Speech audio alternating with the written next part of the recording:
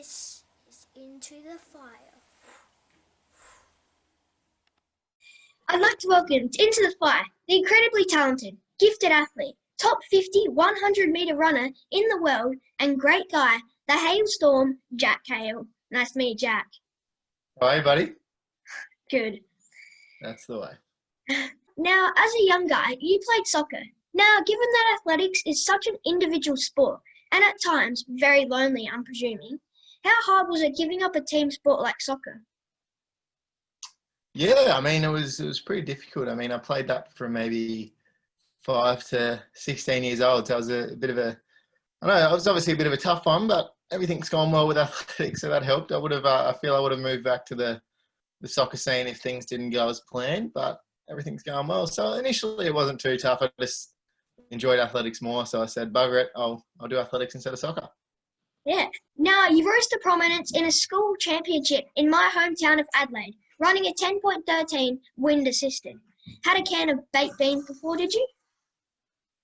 A can of baked beans before the race? Yeah, did you? No, mate, I'm an eggs on toast man. No baked beans for me. Can't be me as well.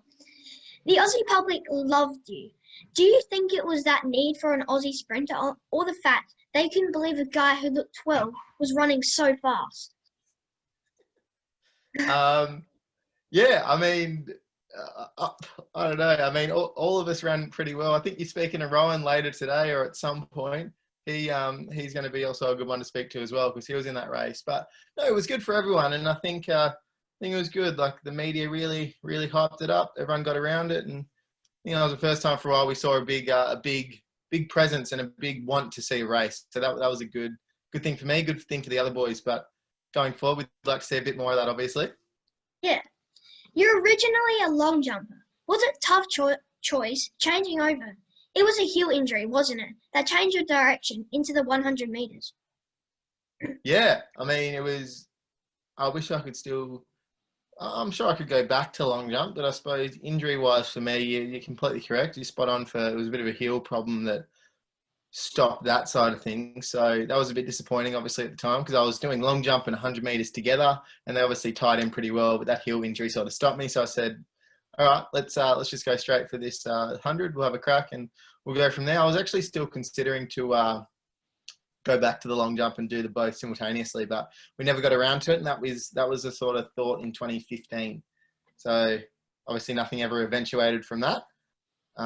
So yeah, we're at the 100 now. It was tough, but I'm in a good spot now, I think. Yeah, that's pretty interesting. You were a 0.5 a second off qualifying for the Rio Olympic Games. Although knowing you're so close would obviously hurt, did it give you that motivation that you were so close and still really young?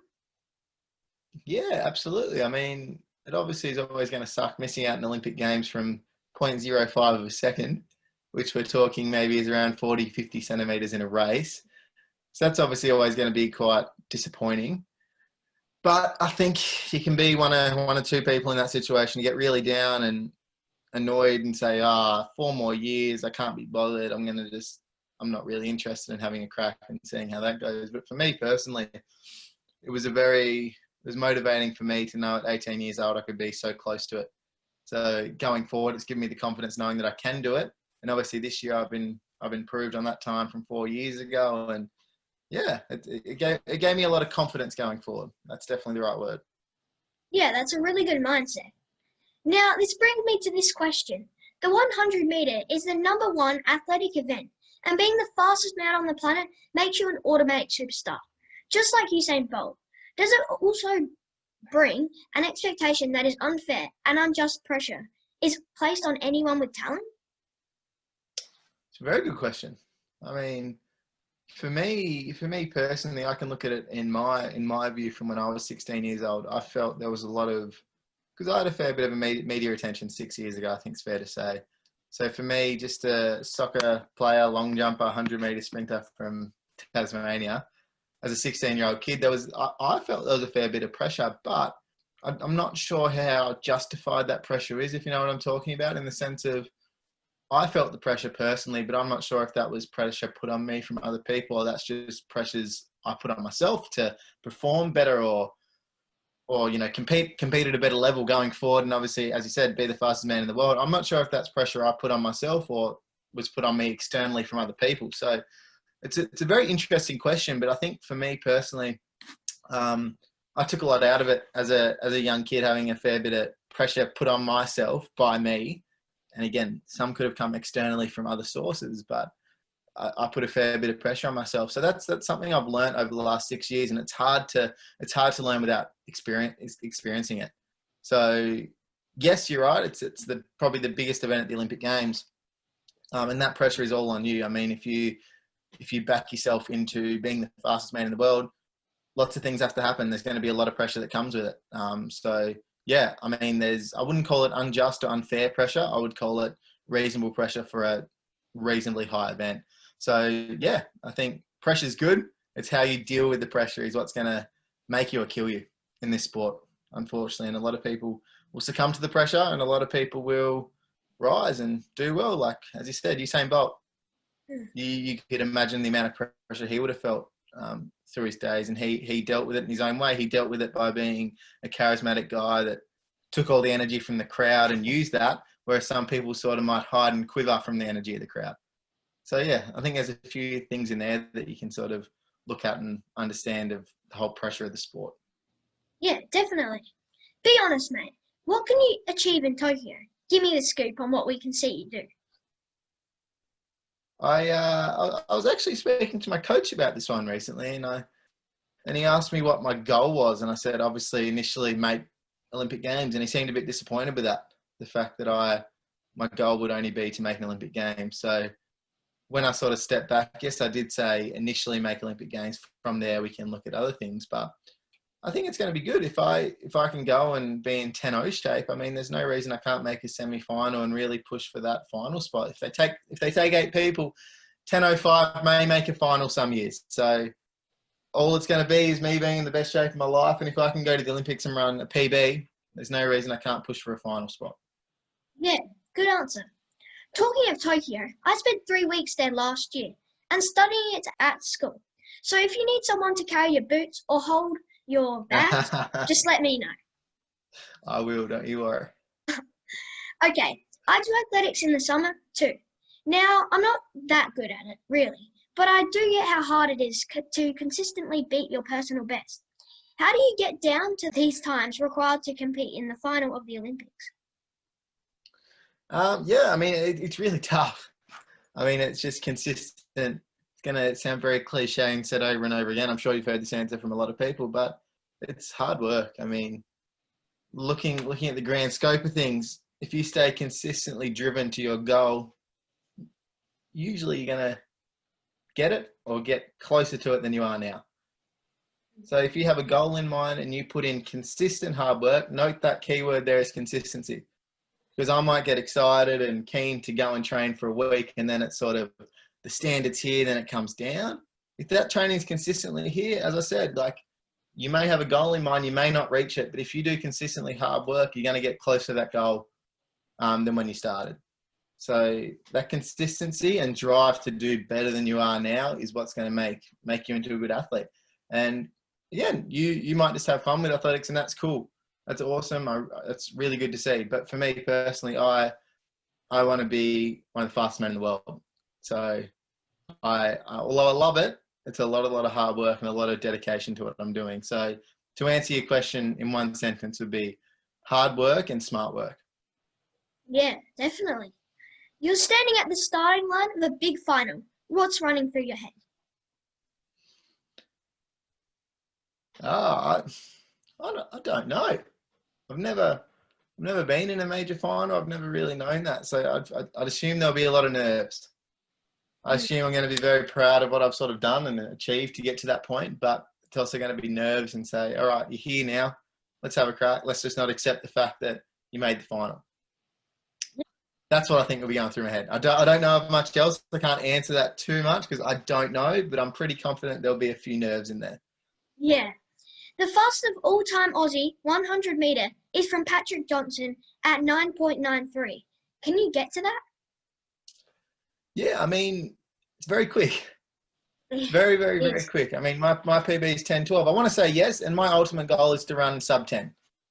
And we're sort of along that way where I've gone from 10:21, 10:19, 10:12. That would have been my sort of last 3 years of progression.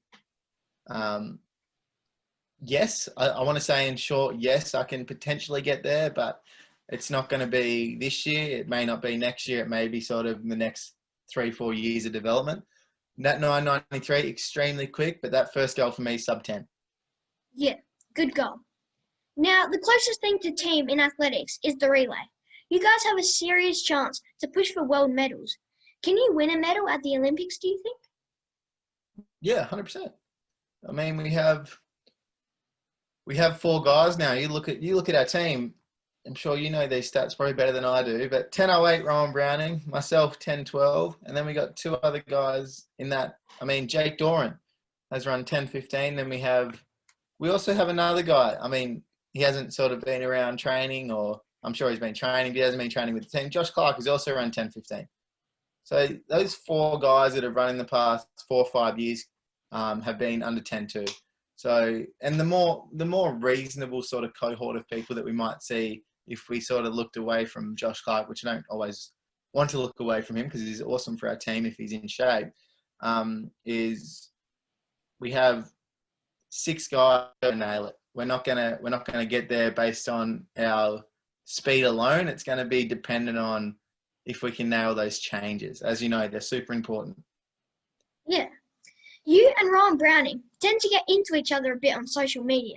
I know you two get on well, but does it get very competitive at times? And I bet you hate losing to each other. How do you know we get on well? I don't know. No, we do. You're right. We do get on well, and it's obviously just a bit of banter. We love throwing it back and forth, and I don't know. It's always good to throw a bit of a competitive edge in there, knowing that you've thrown your hat in the ring. You win or lose, but you've already thrown your hat in the ring. So you go in there, you have a bit of a monkey on your back to do well. Yeah. What was the last part of that question? You said yes. It does get extremely competitive. There's obviously no playing around when it gets to the start line of the national final or any race. It gets incredibly competitive, and when we're there in the day, we obviously don't speak to each other. We just do our thing and get it done. Yes, it sucks. I did beat him in our last race of the year, which you can ask him about today. Where I did get called back for a false start. I then ran under protest and still beat him. So I'll hang that one over into him until our next race.